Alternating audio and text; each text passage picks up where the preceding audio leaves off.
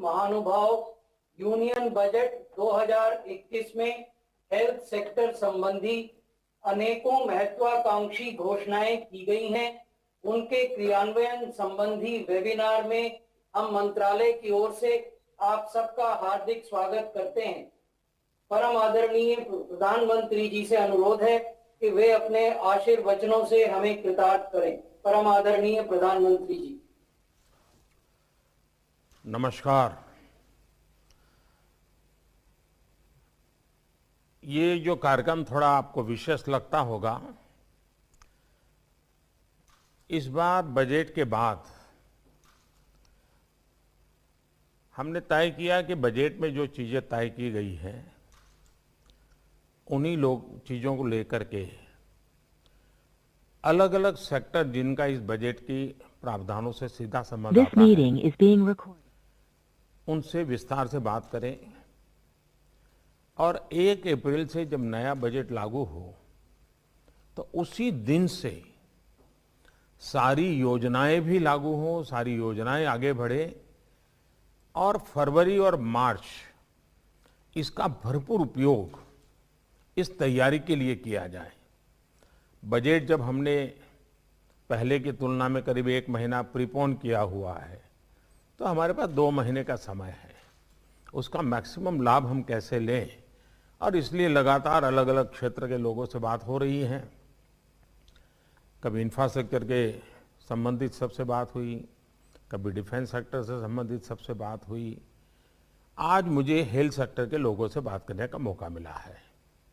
इस वर्ष के बजट में हेल्थ सेक्टर को जितना बजट आवंटित किया गया है वो अभूतपूर्व है। ये हर देशवासी को बेहतर स्वास्थ्य सुविधा देने की हमारी प्रतिबद्धता का प्रतीक है। बीता वर्ष एक तरह से देश के लिए, दुनिया के लिए, पूरी मानव जात के लिए और खास करके हेल्थ सेक्टर के लिए एक प्रकार से अग्नि परीक्षा की तरह रहा था। मुझे खुशी है कि आप सभी देश का हेल्थ सेक्टर इस अग्नि परीक्षा में हम सफल हुए हैं। अनेकों की जिंदगी बचाने में हम कामयाब रहे हैं। कुछ महीनों के भीतर ही जिस तरह देश ने करीब 2500 लैब्स का नेटवर्क खड़ा किया, कुछ दर्जन टेस्ट से हम आज करीब 21 करोड़ टेस्ट के पड़ाव तक पहुंच पाए। ये सब सरकार और प्राइवेट सेक्टर के साथ मिलकर काम करने से ही संभव हुआ है। साथियों, कोरोना ने हमें ये सबक दिया है कि हमें सिर्फ आज ही महामारी से नहीं लड़ना है, बल्कि भविष्य में आने वाली ऐसी किसी भी स्थिति के लिए भी देश को तैयार करना है। इसलिए हेल्थ सेक्टर से जुड़े हर क्षेत्र को मजबूत करना भी उतना ही आवश्यक है। मेडिकल इक्विपमेंट से लेकर मेडिसिन तक, वेंटिलेटर से लेकर वैक्सीन तक, साइंटिफिक रिसर्च से लेकर के सर्वेलेंस इंफ्रास्ट्रक्चर तक, डॉक्टर से लेकर के एपिडेमियोलॉजिस्ट तक, हमें सभी पर ध्यान देना है ताकि देश में भविष्य में किसी भी स्वास्थ्य आपदा के लिए बेहतर तरीके से तैयार रहें। पीएम आत्मनिर्भर स्वस्थ भारत योजना के पीछे मूलतः यही प्रेरणा है।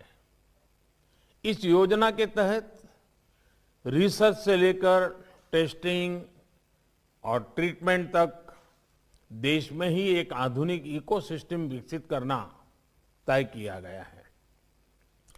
पीएम आत्मनिर्भर स्वस्थ भारत योजना हर स्पेक्ट्रम में हमारी क्षमताओं में वृद्धि करेगी।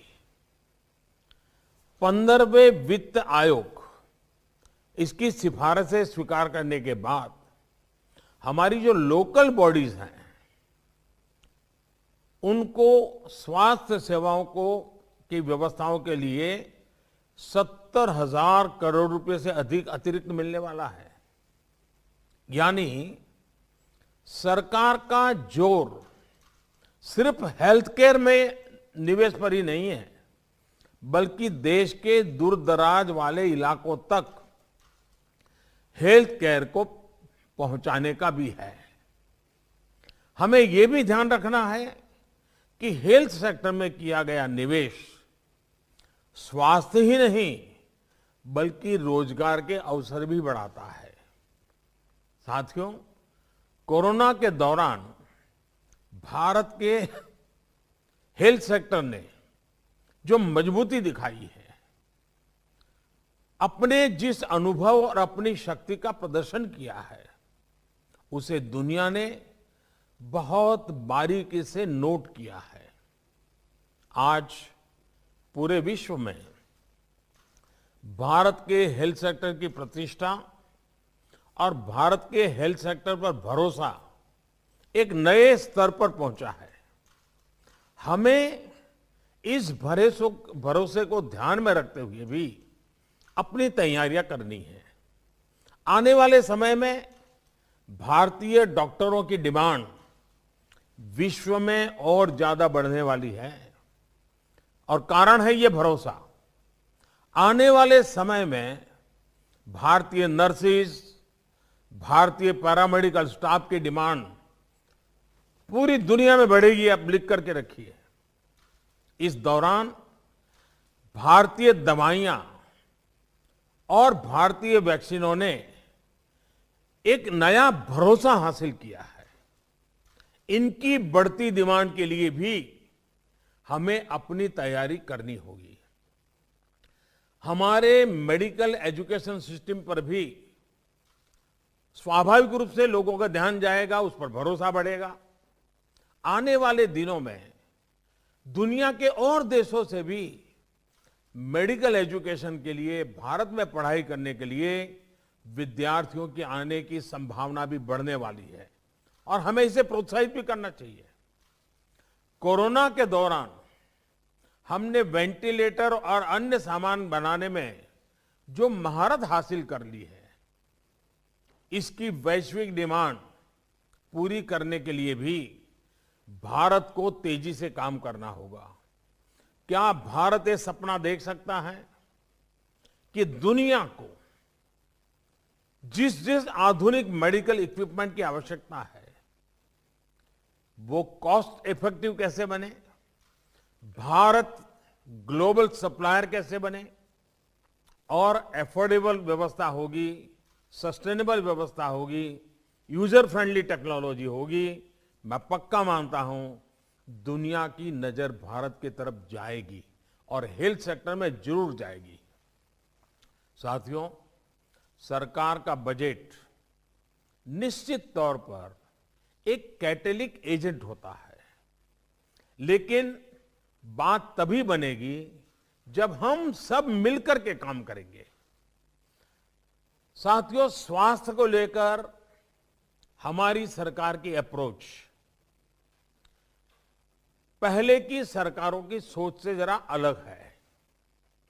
इस बजट के बाद आप भी ये सवाल देख रहे होंगे जिसमें स्वच्छता की बात होगी, पोषण की बात होगी, वेलनेस की बात होगी, आयुष का हेल्थ प्लानिंग होगा।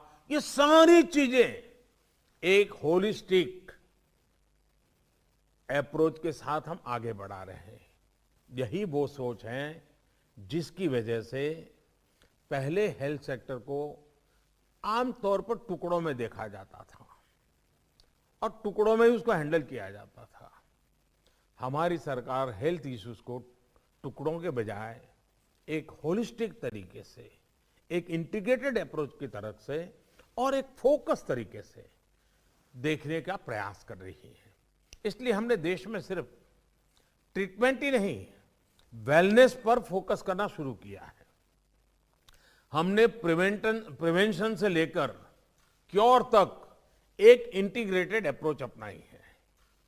भारत को स्वस्थ रखने के लिए हम 4 मोर्चों पर एक साथ काम कर रहे हैं। पहला मोर्चा है बीमारियों को रोकने, मतलब कि प्रिवेंशन ऑफ इलनेस और प्रमोशन ऑफ वेलनेस। स्वच्छ भारत अभियान हो, योग पर फोकस हो, पोषण से लेकर गर्भवती महिलाओं और बच्चों को समय पर सही केयर और ट्रीटमेंट हो, शुद्ध पीने का पानी पहुंचाने का प्रयास हो, ऐसे हर उपाय इसका हिस्सा है। दूसरा मोर्चा गरीब से गरीब को सस्ता और प्रभावी इलाज देने का है। आयुष्मान भारत योजना और प्रधानमंत्री जन औषधि केंद्र जैसी योजनाएं यही काम कर रही हैं। तीसरा मोर्चा है हेल्थ इंफ्रास्ट्रक्चर और हेल्थ केयर प्रोफेशनल्स की क्वांटिटी और क्वालिटी में बढ़ोतरी करना। बीते 6 साल से एम्स और इस स्तर के दूसरे संस्थानों का विस्तार देश के दूर सुदूर के राज्यों तक किया जा रहा है। देश में ज्यादा से ज्यादा मेडिकल कॉलेज बनाने के पीछे भी यही सोच है। चौथा मोर्चा है समस्याओं से पार पाने के लिए मिशन मोड पर, फोकस तौर पर और समय सीमा में हमें काम करना। मिशन इंद्रधनुष का विस्तार देश के आदिवासी और दूर दराज के इलाकों तक किया गया है। देश से टीबी का खिलाफ जंग और टीबी को खत्म करने के लिए दुनिया ने 2030 का टारगेट रखा है। भारत ने 2025 तक का लक्ष्य रखा है। और मैं चाहूंगा कि टीबी की तरफ से इस समय विशेष ध्यान इसलिए देने के लिए मैं कहूंगा कि टीबी भी एक प्रकार से इन्फेक्टेड पर्सन के ड्रॉपलेट से ही फैलती है। टीबी की रोकथाम में भी मास्क पहनना, अर्ली डायग्नोसिस और ट्रीटमेंट, ये सारी बातें अहम है। ऐसे में कोरोना काल में जो हमें अनुभव मिला है, जो एक प्रकार से हिंदुस्तान के कॉमन मैन तक पहुंच चुका है, अब उसी हमारी प्रैक्टिसेस को हम टीबी के क्षेत्र में भी उसी मोड में काम करेंगे तो टीबी से जो हमें लड़ाई लड़नी है बहुत आसानी से हम जीत सकते हैं। और इसलिए कोरोना का एक्सपीरियंस, कोरोना के कारण जन सामान्य में जो जागृति आई है, वो बीमारी से बचने में भारत के सामान्य नागरिक ने जो योगदान दिया है, उन सारी चीजों को देख करके लगता है कि इसी मॉडल को आवश्यक के सुधार के साथ, एडिशन ऑल्टरनेशन के साथ अगर हम टीबी पर भी लागू करेंगे तो 2025 का टीबी मुक्त भारत का सपना हम पूरा कर सकते हैं। इसी तरह आपको याद होगा हमारे यहाँ खास करके उत्तर प्रदेश में गोरखपुर वगैरह जो क्षेत्र है, जिसे पूर्वांचल भी कहते हैं, उस पूर्वांचल में दिमागी बुखार से हर वर्ष हजारों की तादाद में बच्चों की दुखद मृत्यु हो जाती थी। भारत के संसद में भी उसकी चर्चा होती थी। एक बार तो इस विषय पर चर्चा करते हुए हमारे वर्तमान उत्तर प्रदेश के मुख्यमंत्री योगी जी बहुत रो पड़े थे उन बच्चों की मरने की स्थिति देख करके। लेकिन जब से वो वहां मुख्यमंत्री बने, उन्होंने एक प्रकार से फोकस एक्टिविटी की, पूरी तरह जोर लगाया। आज हमें बहुत आशास्पद परिणाम मिल रहे हैं। हमने दिमागी बुखार को फैलने से रोकने पर जोर दिया, इलाज की सुविधाएं बढ़ाई, तो इसका अब असर भी देख रहा है। साथियों, कोरोना काल में आयुष से जुड़े हमारे नेटवर्क ने भी बेहतरीन काम किया है। ना सिर्फ ह्यूमन रिसर्च को लेकर बल्कि इम्यूनिटी और साइंटिफिक रिसर्च को लेकर भी हमारा आयुष का इंफ्रास्ट्रक्चर देश के बहुत काम आया है। भारत की दवाओं और भारत की वैक्सीन के साथ साथ हमारे मसालों, हमारे काढ़े का भी कितना बड़ा योगदान है, ये दुनिया आज अनुभव कर रही है। हमारी ट्रेडिशनल मेडिसिन ने भी विश्व मन पे अपनी एक जगह बनाई है। जो ट्रेडिशनल मेडिसिन से जुड़े हुए लोग हैं, जो उसके उत्पादन के साथ जुड़े हुए लोग हैं, जो आयुर्वेदिक परंपराओं से परिचित लोग हैं, हमारा फोकस भी ग्लोबल रहना चाहिए। विश्व जिस प्रकार से योग को आसानी से स्वीकार कर रहा है, वैसे ही विश्व होलिस्टिक हेल्थ केयर की तरफ गया है। साइड इफेक्ट से मुक्त हेल्थ केयर विश्व का ध्यान गया है। उसमें भारत की ट्रेडिशनल मेडिसिन बहुत काम आ सकती है। भारत की जो ट्रेडिशनल मेडिसिन है वो मुख्यतः हर्बल बेस है और उसके कारण विश्व में उसका आकर्षण बहुत तेजी से बढ़ सकता है। हार्म के संबंध में लोग निश्चिंत होते हैं, इससे कोई हार्मफुल नहीं है। क्या हम उसको भी जोड़ लगा सकते हैं? हमारे हेल्थ के बजट को और इस क्षेत्र में काम करने वाले लोग मिलकर के कुछ कर सकते हैं। कोरोना के दौरान हमारी परंपरागत औषधियों की ताकत देखने के बाद हमारे लिए खुशी का विषय है। और आयुर्वेद में, ट्रेडिशनल मेडिसिन में विश्वास करने वाले भी सही, और उसमें उससे अलग हमारे मेडिकल प्रोफेशन जुड़े हुए लोगों के लिए गर्व की बात है कि विश्व स्वास्थ्य सेंटर WHO भारत में अपना global centre of traditional medicine भी शुरू करने जा रहा है। ऑलरेडी उन्होंने अनाउंसमेंट कर दिया है, भारत सरकार उसकी प्रक्रिया भी कर रही है। ये जो मान सम्मान मिला है, इसको हमें दुनिया तक पहुंचाना हमारा दायित्व बनता है।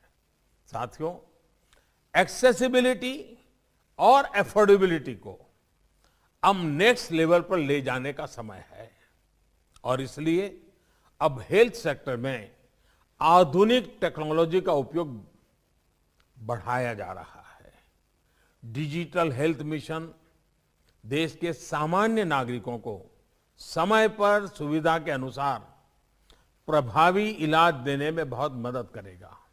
साथियों, बीते सालों की एक और अप्रोच को बदलने का काम तेजी से किया गया है। ये बदलाव आत्मनिर्भर भारत के लिए बहुत जरूरी है। आज हम फार्मेसी ऑफ द वर्ल्ड इस बात पर गर्व करते हैं, लेकिन आज भी कई बातों के लिए जो रॉ मटेरियल है उस पर हम विदेशों पर निर्भर है। दवाओं और मेडिकल डिवाइसेस के रॉ मटेरियल, इसके लिए देश पर निर्भरता हमारी इंडस्ट्री के लिए भी विदेशों पर गुजारा करना कितना बुरा अनुभव हम देख चुके हैं। ये सही नहीं है। इसलिए गरीबों को सस्ती दवाएं और उपकरण देने में भी ये बहुत बड़ी कठिनाई पैदा करते हैं। हमें इसका रास्ता खोजना ही होगा। भारत को हमें इन क्षेत्रों में आत्मनिर्भर बनाना ही होगा। इसके लिए 4 विशेष योजनाएं इन दिनों की गई हैं। बजट में भी उसका उल्लेख है, आपने भी अध्ययन किया होगा। इसके तहत देश में ही दवाओं और मेडिकल उपकरणों के रॉ मटेरियल के उत्पादन के लिए प्रोडक्शन लिंक्ड इंसेंटिव दिए जा रहे हैं, PLI। इसी तरह दवाएं और मेडिकल डिवाइसेस बनाने के लिए मेगा पार्ट्स के निर्माण को भी अच्छा रिस्पांस मिल रहा है। साथियों, देश को सिर्फ लास्ट माइल हेल्थ एक्सेस ही नहीं, लेकिन हमें हिंदुस्तान के हर कोने में, दूर दराज के क्षेत्रों में, जैसे हमारे यहाँ जब इलेक्शन होता है तो रिपोर्ट आती है कि एक मतदाता था, वहां भी पोलिंग बूथ लगा। मुझे लगता है हेल्थ सेक्टर में भी एजुकेशन, ये 2 ऐसे विषय हैं कि जहां एक नागरिक होगा तो भी हम पहुंचेंगे। ये हमारा मिजाज होना चाहिए और हमें इस पर जोर देना है, उस पर हमें पूरी कोशिश करनी है और इसलिए सभी क्षेत्रों में हेल्थ एक्सेस पर भी हमें जोर देना है। देश को वेलनेस सेंटर्स चाहिए, देश को डिस्ट्रिक्ट हॉस्पिटल्स चाहिए, देश को क्रिटिकल केयर यूनिट चाहिए, देश को हेल्थ सर्वेलेंस इंफ्रास्ट्रक्चर चाहिए, देश को आधुनिक लैब चाहिए, देश को टेलीमेडिसिन चाहिए। हमें हर स्तर पर काम करना है, हर स्तर को बढ़ावा देना है। हमें ये सुनिश्चित करना है कि देश के लोग, चाहे वो गरीब से गरीब हो, चाहे वो सुदूर इलाकों में रहते हो, उन्हें बेस्ट पॉसिबल ट्रीटमेंट मिले और समय पर मिले। और इन सभी के लिए जब केंद्र सरकार, सभी राज्य सरकारें, स्थानीय निकाय और देश का प्राइवेट सेक्टर मिलकर काम करेंगे तो बेहतर नतीजे भी मिलेंगे। प्राइवेट सेक्टर पीएम जय में हिस्सेदारी के साथ साथ पब्लिक हेल्थ लेबोरेटरीज का नेटवर्क बनाने में पीपीपी मॉडल को भी सपोर्ट कर सकता है। नेशनल डिजिटल हेल्थ मिशन नागरिकों के डिजिटल हेल्थ रिकॉर्ड और दूसरी कटिंग एज टेक्नोलॉजी को लेकर भी साझेदारी हो सकती है। मुझे विश्वास है कि हम सभी मिलकर एक मजबूत साझेदारी के रास्ते निकाल पाएंगे, स्वस्थ और समर्थ भारत के लिए आत्मनिर्भर समाधान तलाश कर पाएंगे। मेरा आप सबसे आग्रह है कि ये हम जो एक स्टेक होल्डर्स के साथ इस विषय के जो ज्ञाता लोग हैं उनके साथ जो चर्चा कर रहे हैं, बजट जो आना था आ गया है। बहुत सी आपकी अपेक्षाएं होगी, वो शायद इसमें नहीं होगा, लेकिन उसके लिए कोई आखिरी बजट नहीं है, अगले बजट में देखेंगे। आज तो जो बजट आया है इसका तेज गति से ज्यादा और जल्दी से जल्दी हम सब मिलकर इंप्लीमेंटेशन कैसे करें, व्यवस्थाएं कैसे विकसित करें, सामान्य मानवी तक पहुंचने में हम तेजी कैसे लाएं। मैं चाहूंगा कि आप सबका अनुभव, आपकी बातें आज भारत सरकार को बजट के बाद, हम पार्लियामेंट में तो चर्चा करते हैं, पहली बार बजट की चर्चा संबंधित लोगों से हम कर रहे हैं। बजट के पूर्व चर्चा करते हैं तब सुझाव की होती है, बजट के बाद चर्चा करते हैं तब समाधान की होती है। और इसलिए आइए हम मिलकर के समाधान निकालें, हम मिल करके बहुत तेज गति से आगे बढ़े और हम सब मिलकर के चले। सरकार और आप अलग नहीं है, सरकार भी आप ही की है और आप भी देश के लिए ही हैं। हम सब मिलकर के देश के गरीब से गरीब व्यक्ति को ध्यान में रखते हुए हम सब मिलकर के हेल्थ सेक्टर का उज्जवल भविष्य, तंदुरुस्त भारत के लिए हम सब इस बात को आगे बढ़ाएंगे। आप सबने समय निकाला है, आपका मार्गदर्शन बहुत काम आएगा, आपकी सक्रिय भागीदारी बहुत काम आएगी। मैं फिर एक बार आपने समय निकाला इसलिए आपका आभार व्यक्त करता हूं और आपके मूल्यवान सुझाव हमें आगे ले जाने में बहुत काम आएंगे। आप सुझाव भी देंगे, साझेदारी भी करेंगे, आप अपेक्षाएं भी करेंगे, जिम्मेदारी भी उठाएंगे। इसी विश्वास के साथ बहुत बहुत धन्यवाद।